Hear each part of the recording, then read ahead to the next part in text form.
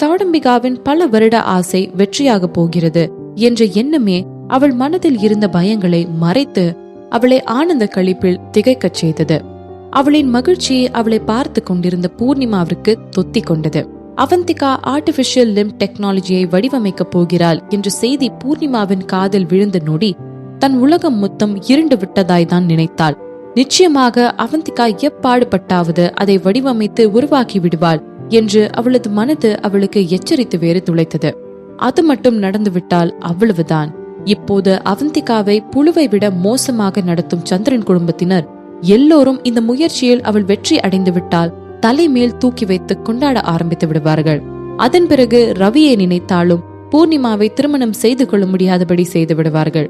அவளுக்கு தெரியும் ரவிச்சந்திரன் தனது குடும்பத்திற்காக என்ன வேண்டும் என்றாலும் செய்வான் என்று. அந்த குணத்தை பற்று கோலாக பற்றியபடி அந்த குடும்பத்தினுள் நுழைந்து விடலாம் என்று இவள் நினைத்து கொண்டிருந்தாள். இங்கு என்னவென்றால் அவந்திகா அவனின் குடும்பம் மொத்தத்தையும் தன் பக்கம் இழுத்து விடுவாளோ என்ற பயம் அவள் மனதினுள் விழுந்து விருட்சமாகி வளர்ந்திருந்தது. ஆனால் இப்பொழுது இங்கே அந்த மரத்தின் ஆணி வேறே ஆட்டம் கண்டுவிட்டதே. அவந்திகாவிற்கு இந்த குடும்பத்தோடு சேர இருந்த ஒரே வாய்ப்பும் இப்பொழுது பறிக்கப்பட்டாகிவிட்டது. அப்படியென்றால் ரவியை தனக்கு சொந்தமாக்க கடவுள் எனக்கு இன்னும் வாய்ப்பு கொடுத்திருக்கிறார் என்று நினைத்த பூர்ணிமாவின் முகம் பளிச்சென்று சிரிப்பில் பளபளத்தது. இங்கு தனது வீட்டின் பேஸ்மெண்ட் கதவை ஓங்கி திறந்து உள்ளே வந்து அவந்திகாவின் கண்களில் அத்தனை கோபமும் வஞ்சமும் கொழுந்துவிட்டு எரிந்து கொண்டிருந்தது. இன்னும் பேஸ்மெண்டில் வேலை செய்து கொண்டிருந்த ஸ்டீஃபன் இந்த சத்தத்தில் விழுக்கென எழுந்து நின்றான். அவந்திகாவின் கண்கள் விட்டால் இந்த நிமிடமே அவனை பொசுக்கி விடுவேன் என்பது போல் தகித்து கொண்டிருந்தது. அவள் பின்னே அமரும் அருணும் கூட கண்களில் கோபத்தோடு நின்று கொண்டிருந்தார். அவர்களை பார்த்து ஒரு மாதிரி அசடு வழிய சிரித்து வைத்தான். என்னாச்சு, ஏன் அனல் இங்க வரையும் வருது? கண்டிப்பா ஏதோ நல்ல விஷயம் மாதிரி தெரியலையே, என்ன விஷயம் என்று கேட்டு வைத்தான். சரியாதான் கெஸ் பண்ணிருக்க. அப்ப நாங்க அடுத்து என்ன பண்ண போறோம்னு கெஸ் பண்ணிருப்பியே என்று நக்கலாக கேட்டான் அருண். தன் தாடியில் கையை வைத்து தீவிரமாக யோசித்தவன், அடிக்க போறீங்களா என்று கேட்டான் முகத்தை பாவம் போல் வைத்துக் கொண்டு. இதை கேட்டவுடன் அப்படியே செஞ்சிடலாம் என்றபடி கையை முறுக்கி விட்டு கொண்டு அமரும் அருணும் அவனை அடிக்க முன்னேற, வெயிட் என்ன பண்ண வரீங்க? நான் ஏதோ சும்மா விளையாட்டுக்கு சொன்னேன் என்றபடி தனது இரு கைகளையும் மேலே தூக்கினான் ஸ்டீஃபன். நாங்களும் சீரியஸா தான் சொன்னோம், உன்ன மாதிரி ஏமாத்துக்காரனை எல்லாம் உயிரோடைய விடக்கூடாது என்றபடி அவனது வயிற்றிலேயே ஓங்கி ஒரு குத்து விட்டான் அருண். தனது முழு சக்தியையும் தனது கைக்கு கொண்டு வந்து அமரும் ஸ்டீஃபனை ஓங்கி ஒரு குத்து விட தனது தலையை கைகளை கொண்டு மறைத்தவாறு, எங்க வேணாலும் அடிங்க, ஆனா மூஞ்சில மட்டும் அடிச்சிடாதீங்க என்றான் ஸ்டீஃபன். இதுவரையும் அவனது உடம்பிலேயே குத்து விட்டு கொண்டிருந்தவர்கள் அவன் இப்படி சொன்னதை கேட்டவுடன் அவனது கைகளை அகற்றிவிட்டு இருவரும் தாறுமாறாக ஸ்டீஃபனின் முகத்தில் அடிக்க தொடங்கினார்கள். அவர்கள் இருவரும் அடிப்பதை நிறுத்தப் போவதில்லை என்று உணர்ந்து கொண்ட ஸ்டீஃபன், போதும் நிறுத்துங்கடா என்று கத்த தொடங்கினான். அப்பொழுதும் அவர்கள் நிறுத்தாமல் அடிப்பதை தொடர, டே நிறுத்துங்கடா, நான் ஏமாத்தல, நான் சொல்றத கொஞ்சம் கேளுங்கடா என்று கத்த 10 செகண்ட்ஸ் என்று அந்த அறையில் வந்ததில் இருந்து இப்பொழுதுதான் தனது திருவாயை திறந்தாள் அவந்திகா. உடனே அமரும் அருணும் அவர்களை விட்டு நகர்ந்து விட்டார்கள். அவர்கள் நகர்ந்ததும் கையில் இருந்து நழுவி விட்ட வாழைப்பழம் போல் பொத்தென கீழே விழுந்தான் ஸ்டீஃபன்.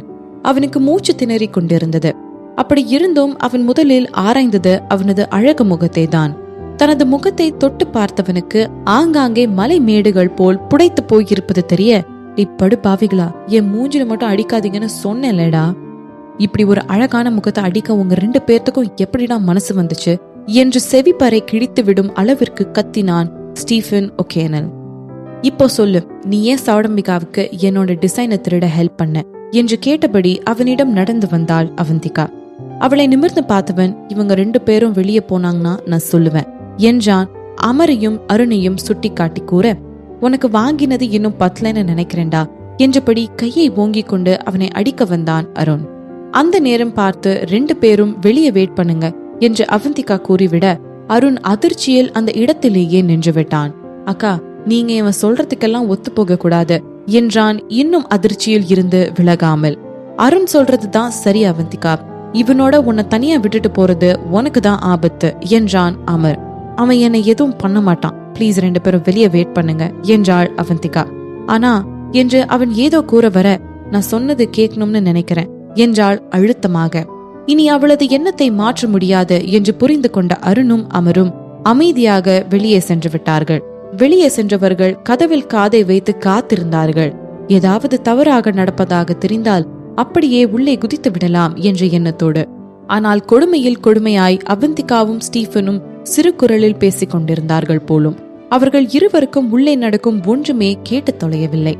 ஸ்டீஃபனுக்கு ஒரு சேரை நகர்த்தி போட்டவள், ஒழுங்கா இப்ப எல்லா உண்மையும் சொல்லிடு. ஒருவேளை நீ சொல்ல போற பதில் எனக்கு திருப்தி அளிக்கலனா சத்தியமா சொல்றேன், உன் வாழ்க்கை இனி நரகமாயிடும். எப்பையும் போலவே அவளது குரலில் சீற்றமோ கோபமோ எதையும் காணவில்லை. மாறாக சாந்தம்தான் இருந்தது.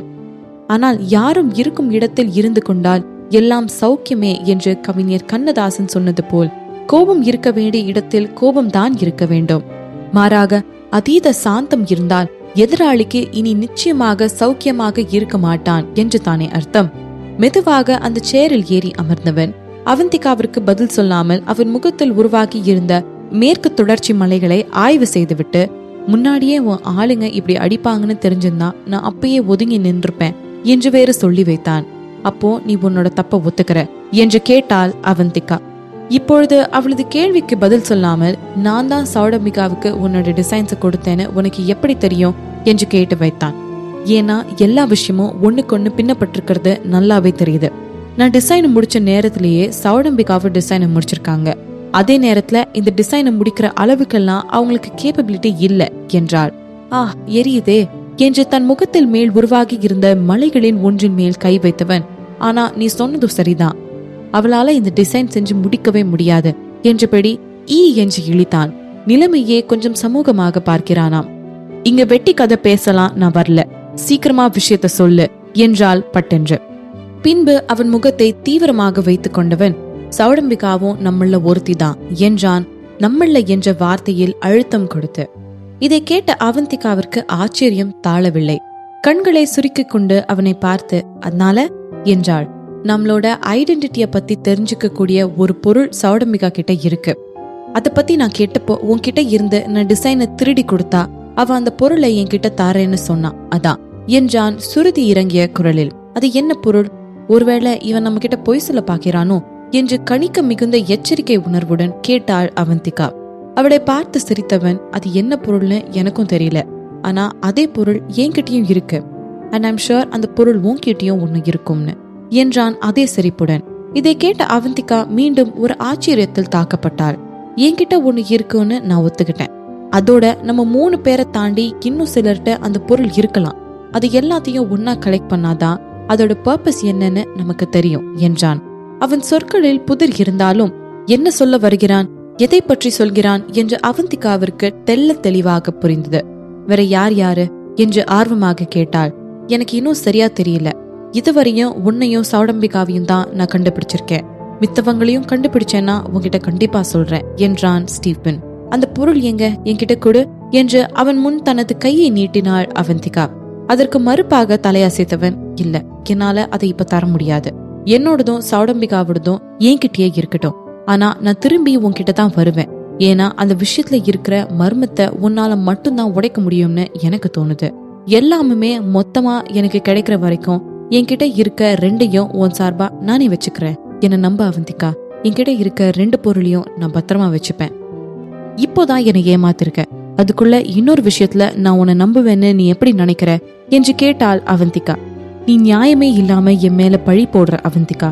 நான் சௌடம்பிகாவுக்கு டிசைன் பண்ண எந்த ஹெல்ப்பும் பண்ணாம உன் பக்கம் நின்னு உனக்கு தான் ஹெல்ப் பண்ண. அதுவே போதாதா என்னோட நேர்மையை நிரூபிக்க? அதோட நீ இப்போ கேட்ட ஒவ்வொரு கேள்விக்கும் நான் பதில் சொன்னேன். இதுக்கும் மேலேயும் நீ என்ன நம்ப மாட்டேன்னா என்ன அர்த்தம் என்று கேட்டான் ஸ்டீஃபன். என்னோட டிசைனை திருடி சௌடம்பிகாக்காக கொடுத்தியே, அந்த விஷயம் எங்க போச்சு, மறந்துட்டியா என்றாள் அவந்திகா. நீ என் மேல சுமத்துறது ரொம்ப பெரிய குற்றம் அவந்திகா. ஏன்னா நான் அவளுக்கு ஃபேக் டிசைனை தான் கொடுத்தேன், என்ன நம்பு என்று மன்றாடினான். இதை கேட்ட அவந்திகாவின் உதடுகள் கேலியான புன்னகையில் வளைந்தன. நீ உண்மையான டிசைனையே கொடுத்திருந்தாலும் அந்த டிசைன் ஃபேக்கா தான் இருந்திருக்கும் என்றாள். இதை கேட்ட ஸ்டீஃபனின் முகத்தில் அதிர்ச்சி அப்பட்டமாக தெரிந்தது. அவள் சொல்வதில் இருக்கும் உண்மை என்ன என்று அவனுக்கு கொஞ்சம் கொஞ்சமாக புரிந்தது. அப்ப ஆரம்பத்துல இருந்தே நான் கண்காணிக்கப்பட்டுட்டே தான் இருந்தேனா? வாய்க்குள்ளேயே முணங்கினான் ஸ்டீஃபன். ஆனா என்னோட சந்தேகமும் இப்போ சரியாதான ஆகிருக்கு என்று முகத்தில் அடித்தார் போல் கூற அவன் முகம் அவமானத்தில் தொங்கிவிட்டது. ஆனால் அடுத்த நொடியே முகத்தில் பளிச்சென்ற சிரிப்பை புகுத்தியவன், பாத்தியா அவந்திகா, இப்ப கூட நீ ப்ரூவ் பண்ணிட்ட. சௌடம்பிகாவை விட்டுட்டு உன்னை சூஸ் பண்ணது நான் செஞ்ச சரியானது தானே. அவளை விட நீ ஸ்மார்ட்டாவும் இருக்க, அதே நேரத்துல எச்சரிக்கையாவும் இருக்க. அண்ட் நான் உனக்கு ப்ராமிஸ் பண்ணி தரேன், இந்த பார்ட்னர்ஷிப்பை நம்ம செஞ்சது தப்போன்னு நீ என்னைக்குமே வருத்தப்படவே மாட்டேன். நான் உன் கூடயே இருந்த வேலை செய்யணும்னு முடிவு பண்ணிட்டேன் என்று அவன் வாயெல்லாம் சிரிப்ப கூற, கெட் அவுட் என்றாள் அவந்திகா. இதை கேட்டதும் சுவிட்ச் போட்டது போல் அவனது சிரிப்பு மறைந்து விட்டது. என்ன என்றான். நீ கேட்டது சரிதான், கெட் அவுட்னு சொன்னேன். ஆர்டிபிஷியல் லிம்ப் ரெடி பண்றதுல இனி உன்னோட எந்த ஹெல்ப்பையும் எனக்கு வேணாம். உன்னோட பார்ட்னர்ஷிப் போடுறது பத்தி நான் இது வரைக்கும் எந்த முடிவும் பண்ணல. ஒருவேளை உன்கிட்ட இருக்கிற பொருள் என்கிட்ட கொடுத்தினா நான் நம்ம பார்ட்னர்ஷிப் பத்தி கன்சிடர் பண்றேன் என்றாள். அவந்திகா இப்படி விடாக்கண்டியாக இருப்பாள் என்று அவன் நினைத்தும் பார்க்கவில்லை. நான் சொல்றதெல்லாம் உண்மைதான் அவந்திகா, நீ என்ன நம்பு என்று அவன் ஏதோ கூற வர அவன் முடிக்கும் முன்னரே, நான் என்ன மட்டும்தான் நம்புறேன், இனியும் என்ன மட்டும்தான் நம்புவேன் என்று முடித்து விட்டாள் அவந்திகா. அவந்திகா, நான் சொல்றது கொஞ்சம் கேளு, நான் உன்னை நிஜமா ஏமாத்தெல்லாம் இல்ல என்று கெஞ்சினான் அவன். நீயே வெளியே போறியா இல்ல செக்யூரிட்டி கூப்பிடுவா? ஆத்திரத்தை அடக்கி கொண்டு கேட்டாள் அவந்திகா. சரினா நானே போயிடுறேன். நம்மள மாதிரியே இருக்கிற மித்தவங்களையும் நான் கண்டுபிடிச்சிட்டு உனக்கு இன்ஃபார்ம் பண்றேன். அதுக்கப்புறமாச்சு நான் உன் பக்கம் தான்னு நீ நம்புவேன்னு நினைக்கிறேன் என்றபடி அவந்திகாவின் முகத்தை பார்த்தான். அவள் முகத்தில் வெளிப்படக்கூடிய உணர்ச்சிகள் எல்லாம் எங்கோ ஓடி சென்று ஒளிந்து கொண்டன போலும். அவள் முகம் துடைத்து வைத்தாற் போல் இருந்தது. சிறிது நேரம் கழித்து ஸ்டீஃபன் அந்த இடத்தை விட்டு வெளியேறிவிட்டான். அவன் சென்றவுடன் அமரும் அருணும் அவந்திகாவை பிழு பிழுவென பிடித்து திட்டி தீர்த்து விட்டனர். அதெப்படி அவனை அப்படியே அனுப்பிவிடலாம்? அவனுக்கு அவன் செஞ்ச தப்பிற்கான தண்டனைய அளித்திருக்க வேண்டும் என்று இருவரும் குதி குதி என குதித்தனர். அவர்களிடம் பெரிதாய் ஏதும் விளக்கம் அளிக்காத அவந்திகா ஸ்டீஃபன் சௌடம்பிகாவிடம் கொடுத்த டிசைன் போலியானது என்பதோடு முடித்துக் கொண்டாள். அது மட்டுமே அருணுக்கும் அமருக்கும் ஏதோ கொஞ்சம் ஆறுதலாக இருந்தது. ஆனால் அவந்திகா இனி லேபினுள் நுழைய முடியாது என்பது மறுக்க முடியாத உண்மை. லேபிற்கு செல்லாமல் அவள் எப்படி அவளது வடிவமைப்பை பொருளாக உருவாக்க முடியும்? ரவிக்கு கால் செய்யலாமா வேண்டாமா என்று அவந்திகா மனதினுள்ளேயே ஒரு குட்டி மன்றத்தை நடத்தி கொண்டிருக்க அவளது செல்பேசி சினுங்கியது. அழைத்தது சாக்ஷாத் ரவிச்சந்திரனே தான். இதை பார்த்தவுடன் கொஞ்சம் தயங்கியவள் போனை அட்டென்ட் செய்து காதற்கு கொடுத்தபடி ஹலோ என்றாள். நான் உன்னோட வீட்டிற்கு வெளியே தான் நின்னுட்டு இருக்கேன், கொஞ்சம் வெளியே வா என்று கூறிவிட்டு கட் செய்து விட்டான். அவளும் வீட்டிலிருந்து வெளியே வந்தாள். இப்பொழுது இருட்ட ஆரம்பித்திருந்தது. காரை ஒட்டி நின்றிருந்தான் ரவிச்சந்திரன். எப்பொழுதும் உடுத்தும் அதே வெள்ளை நிற ஃபார்மல் ஷர்ட்டும் குளிரை போக்க ஒரு கருப்பு நிற கோட்டையும் அணிந்திருந்தான். தனது பேண்ட் பாக்கெட்டினுள் கை விட்டு கொண்டு வானத்தில் இருக்கும் நட்சத்திரங்களை பார்த்து கொண்டிருந்தான். காற்றும் உடலில் புகுந்து இதமான இம்சை கொடுக்க அந்த சாலையில் அவனை தவிர வேறு ஆள் வரத்தையும் காணவில்லை. அமைதியான இரவு, அழகு நிறைந்த நட்சத்திரங்கள், மெய் மயக்கும் சுற்றுச்சூழல் மற்றும் அந்த வசியக்காரன், இவையெல்லாம் சேர்ந்து இயற்கையாகவே அங்கு ஒரு ரொமான்டிக் செட்டை உருவாக்கி இருந்தன. அவந்திகாவின் காலடி ஓசையை கேட்டு திரும்பிய ரவிச்சந்திரனின் வசியம் செய்யும் கண்கள் அவந்திகாவின் கிரங்கடிக்கும் கண்களோடு தழுவி கொண்டன. அவன் கண்களில் இருந்த உணர்ச்சி குவியலை கண்டவள், எதுக்கு கூப்பிட்டீங்க என்றாள். அவளது இந்த கேள்வியில் தனது மோன நிலையில் இருந்து கலைந்தவன், இவ்ளோ பெரிய விஷயம் நடந்தோம், ஏன் நீ என்கிட்ட வரல அவந்திகா என்று கேட்டான். ரவிச்சந்திரனது கேள்வியில் முழுக்க முழுக்க இவள் மீதான அக்கறை மட்டுமே நிரம்பி வழிந்ததை அவந்திகாவால் புரிந்து கொள்ள முடிந்தது. இனி நான் லேப்குள்ள போக கூடாதுன்னு தடை விதிச்சதை பத்தி கேக்குறீங்களா என்றாள். ஆமாண்டி, நான் தான் சொன்னேன்ல, இப்படி ஏதாச்சும் நடந்துச்சுன்னா என்கிட்ட வான்னு என்றான். அவன் தான் அன்றே படித்து சொன்னானே, ஆனால் இன்றும் இப்படி ஒரு விஷயம் நடந்திருப்பது யாரோ ஒரு மூன்றாம் மனிதரிடம் இருந்து தானே தான் தெரிந்து கொள்ள வேண்டியிருக்கு. தான் சொல்லியும் ஒரு தேவை என்றதும் அவள் தன்னிடம் வரவே இல்லையே. இன்று நடந்த சம்பவங்களை அறிந்தவுடன் வேலை விஷயமாக வெளிநாட்டில் இருந்தவன் எல்லா முக்கிய மீட்டிங்களையும் கேன்சல் செய்துவிட்டு அறக்க பறக்க அடுத்த பிளைட்டையே பிடித்து இந்தியாவிற்கு வந்து விட்டான். நான் உங்ககிட்ட சொல்லாம தான் நினைச்சிட்டு இருந்தேன் என்றாள் தட்டையாக. ஆனால் நான் நினைத்ததை விட இவன் வேகமாகி இருந்திருக்கிறானே என்ற எண்ணம் அவளது மனதினுள் அணிவகுத்து நின்றது.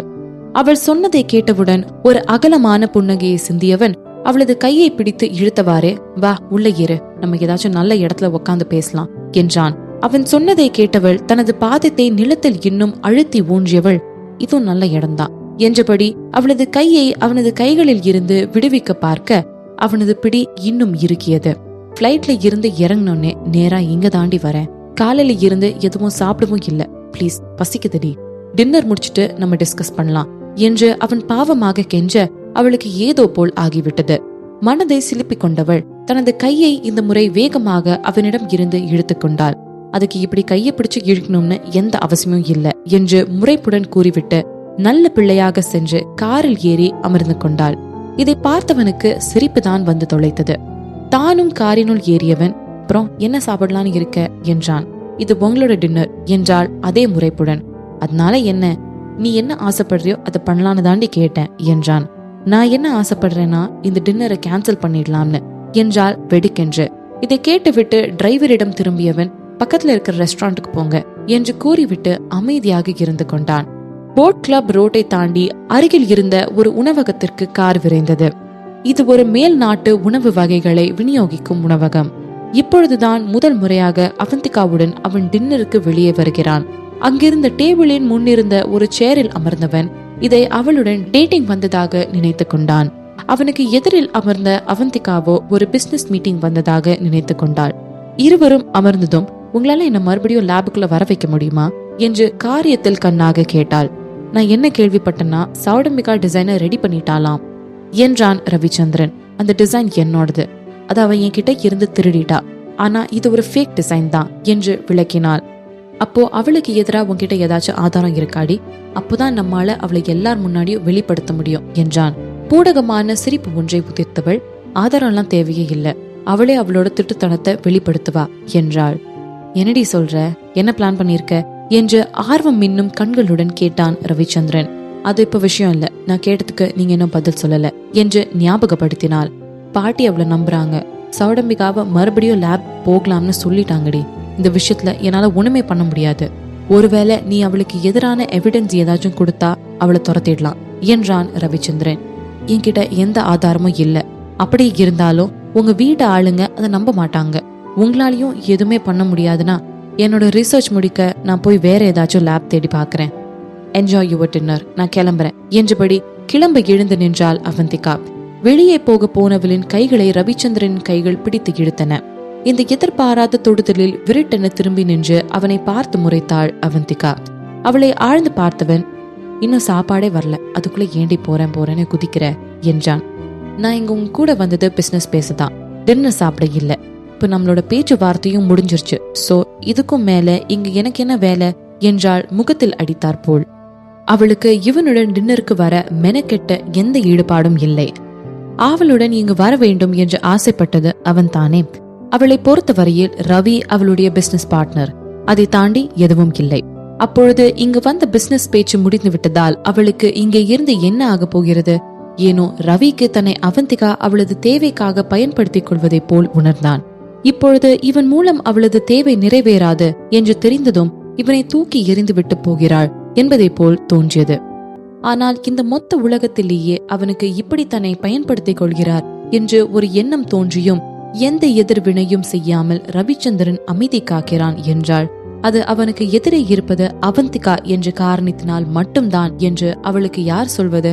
என் கை கட்டப்பட்டு இருக்கிறது சௌடம்பிகாவை வெளியே துரத்த முடியாததுனால மட்டும்தாண்டி, உன்னை மறுபடியும் உள்ள கொண்டு வர என்னால முடியாதுன்னு நான் சொன்னேனா என்றான் மன்றாடலுடன்.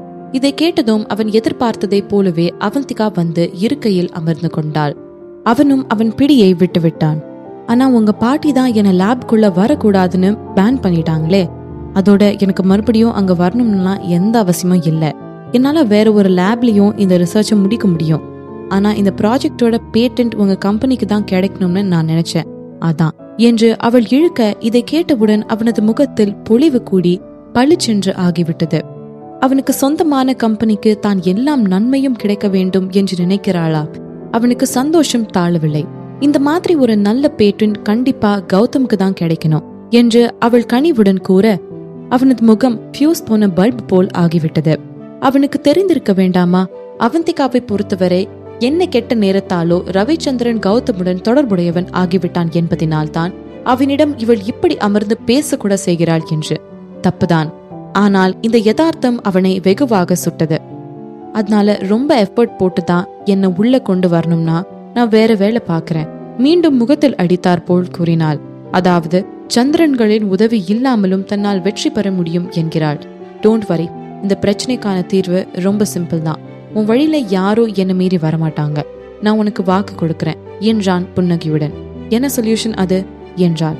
அது என்னன்னா, எனக்கு ரொம்ப பசிக்குது, அதனால சாப்பிட்டு சொல்றேன் என்று விட்டான் ரவிச்சந்திரன். இருவருமே இந்த விளையாட்டை விளையாடலாம். எப்பொழுது அவன் அந்த தீர்வை சொல்கிறானோ அடுத்த நிமிடம் அவந்திகா அந்த இடத்தை காலி செய்து விடுவாள் என்று அவனுக்கு தெரியும். அதை நடக்க விட அவனால் முடியாதே. இப்படி ஒரு டின்னர் டேட்காக தலையால தண்ணி குடிக்க விடுறாளே, மனதினுள் புலம்பிக் கொண்டான். தன்னை டின்னர் டேட்டுக்கு அழைத்து விட மாட்டானா ரவிச்சந்திரன் என்று அவனுக்காக ஒரு பெரிய வரிசை கட்டி பெண்கள் காத்து கொண்டிருக்கிறார்கள். ஆனால் அவனுக்கு அந்த கியூவிற்கும் தனக்கும் எந்த சம்பந்தமும் இல்லை என்பது போல் இருக்கும். இவள் மீது தான் காதல் வந்து தொலைக்க வேண்டும் என்று மருகிக் கொண்டான். அதே நேரத்தில் அந்த அளவிற்கு அவள் வசம் தனது மனது சென்று விட்டதா என்று அவன் மனது கேட்ட கேள்வி அவனுக்குமே ஆச்சரியமாக இருந்தது. இவனுக்கு எதிரில் இருந்தவள் இவனது எண்ணங்களை படிக்க முயன்றவாறு இவனையே உறுத்து பார்த்தபடி அமர்ந்திருந்தாள். இதை பார்த்தவனோ இன்னும் இருக்கையின் நுனிக்கு வந்து அமர்ந்து கொண்டான். ஒருவேளை அவள் மனது மாறி கிளம்பி போக எழுந்து விட்டாள் என்றால் அப்படியே கோழியை அமுக்குவது போல் அவளை பிடித்து விடலாம் என்பதற்காக இவன் மனதில் பரபரத்து கொண்டிருக்க ஒரு வழியாக வெயிட்டர் இவர்களிடம் வந்தான். அவனிடம் நல்ல வகை தொகையாய் ஆர்டர் செய்தான் ரவிச்சந்திரன். அவளுக்கு உணவு பரிமாறிக்கொள்ள உதவி செய்தவன், இது இந்த ரெஸ்டாரண்டோட ஸ்பெஷல் ஐட்டம், ட்ரை பண்ணி பாரு என்றான் கண்கள் மின்ன. அவளும் அமைதியாக அந்த உணவை உண்ண ஆரம்பித்தாள். அவளை பார்த்தவனின் கண்களில் திருப்தியை மீறிய ஒரு ஒளி. வாய் முழுக்க புன்னகையோடு அவளை பார்த்தவன், உனக்கு என்ன ஃபுட் ஐட்டம் ரொம்ப பிடிக்கும்டி? நம்ம அடிக்கடி இந்த மாதிரி வெளியே வரணும் என்றான். இல்ல, நம்ம இப்படிலாம் அடிக்கடி வெளியே வரக்கூடாது.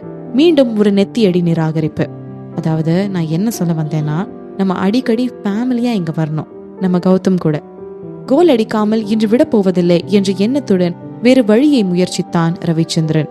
உணவில் இருந்து கண்களை அகற்றி அவளை நிமிர்ந்து பார்த்தவள், சும்மா இதுல கௌதம் எடுக்காதீங்க, எனக்கு இப்ப அவனை பார்க்க வேணாம். ஆனா உங்க குடும்பம் பண்ணி கொடுத்த சத்தியத்தை மீறாம அவனை என்ன வளர்க்க விடுவீங்கன்னு நினைக்கிறேன் என்றாள். அவனது முகத்தில் இருந்த சிரிப்பின் அடர்த்தி இப்பொழுது குறைந்திருந்தது. என்னோட விருப்பம் என்னன்னா, நம்ம கௌதமுக்கு ஒரு கம்ப்ளீட் ஃபேமிலியா கொடுக்கணும்ன்றது தான் என்றான். என்னோடது இல்ல என்று விட்டாள். அவனில் இருந்து கண்களை அகற்றிவிட்டு அவள் உண்ண ஆரம்பித்து விட்டாள்.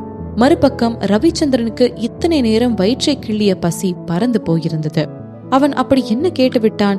இல்லை, மோசமாக ஏதாவது கீது நடந்து கொண்டானா? இப்படி எதற்குமே பிடி கொடுக்க மாட்டேன் என்கிறாளே. அவளது செய்கைகளில் இருந்தே அவன் மீது அவளுக்கு துளி கூட ஆர்வம் இல்லை என்று தெள்ள தெளிவாக தெரிகிறது. இன்னும் கொஞ்சம் அவனது பேச்சிலோ செயல்களிலோ முன்னேறினான் என்றாள் அவன் மீது அவளுக்கு எரிச்சல் உண்டாவது நிச்சயம். இவளை பொறுத்தவரை தெருவில் கிடக்கும் கல்லும் மண்ணும் இவனும் ஒன்றாகத்தான் தெரிகிறதா? அவனுக்கும் தெரியும் அவள் அவனை காதலிக்க வேண்டும் என்ற எந்த அவசியமும் இல்லை, அவனை ஏற்றுக்கொள்ள வேண்டும் என்ற எந்த அவசியமும் இல்லை. ஆனால் அவளின் இந்த செய்கைகள் அவனுக்கு மிகுந்த வழியை கொடுக்கின்றன என்று எப்படி சொல்வான்? இத்தனை வருடங்களும் இல்லாமல் இப்பொழுதுதான் ஒருத்தியின் மீது காதல் உருவானது. ஆனால் இங்கு அவளிடம் பேசுவதும் கேப்பையில் இருந்து நெய் எடுப்பதும் ஒன்று என்பது போல் இருக்கிறதே. வயிற்றை கிள்ளிக் கொண்டிருந்த பசி பின்னுக்கு போய்விட அவளையே வைத்து கண் வாங்காமல் பார்த்து கொண்டிருந்தான் ரவிச்சந்திரன். தன் மேலேயே ரவியின் பார்வை நிலைத்து இருப்பதை உணர்ந்த அவந்திகா நிமிர்ந்து அவனை பார்த்தாள். ரொம்ப பசிக்குதுன்னு சொன்னீங்க என்று அவள் கேட்க, அப்பொழுதும் மௌனத்தை மட்டுமே குத்தகைக்கு எடுத்துக்கொண்டு அவளையே பார்த்திருந்தான். வெல், நம்ம 2 பேருக்குமே பசி இல்லாதனால நம்ம பிசினஸ் பேசலாம் என்றபடி கையில் இருந்த ஸ்பூனை டேபிளில் வைத்துவிட்டு என்ன தீர்வுன்னு சொல்லுங்க என்றாள். பிசினஸா மட்டும்தான் என்கிட்ட பேசுவியாடி? இத்தனை நேரம் அடக்கி வைத்தது தாழாமல் விடித்து விட்டான் ரவிச்சந்திரன். அவனும் எத்தனை நிராகரிப்பை தான் தாங்குவான். ஆனால் அவளது முகம் மாறியபடியால், அப்கோர்ஸ் நமக்குள்ள எப்பயுமே இப்படித்தானே இருந்திருக்கு என்று கேட்டாள். அவள் சொல்வது உண்மைதானே என்பதை உணர்ந்த அவனது மனது வருந்தியது. ஒரு விரக்தி சிரிப்பை உதிர்த்தவன், அதானே, நமக்கு கல்யாணம் ஆன பின்னாடியும் நம்ம கடமைக்கு தானே பேசிக்குவோம், பிசினஸ் பேசுற மாதிரி என்றான். புரிஞ்சா சரி என்றாள். நான் இன்னும் உன்னை நல்லபடியா நடத்திருக்கணும், சாரிடி என்றான் ரவிச்சந்திரன். இத்தனை நேரங்களில் இதை கேட்டவுடன் தான் அவந்திகாவின் முகத்தில் ஏதோ மாறுதல் தெரிந்தது. அவன் இப்படி திடீரென்று மன்னிப்பு கேட்பான் என்று அவள் எதிர்பார்க்கவில்லை. அவன் தன்னையே பார்த்து கொண்டிருந்த பொழுது அவனது கண்களில் இருந்து வெளிப்பட்ட ஏதோ ஒரு இனம் புரியா உணர்வு அவளை ஆழமாக தாக்கியது. அவந்திகா, ஏண்டா இவனை கல்யாணம் பண்ணிக்கிட்டோம்னு என்னைக்காச்சும் வருத்தப்பட்டிருக்கியா என்று கேட்டான். என் வாழ்க்கையில நடந்த எந்த விஷயத்துக்காகவும் நான் என்னைக்குமே வருத்தப்பட்டது கிடையாது என்றாள்.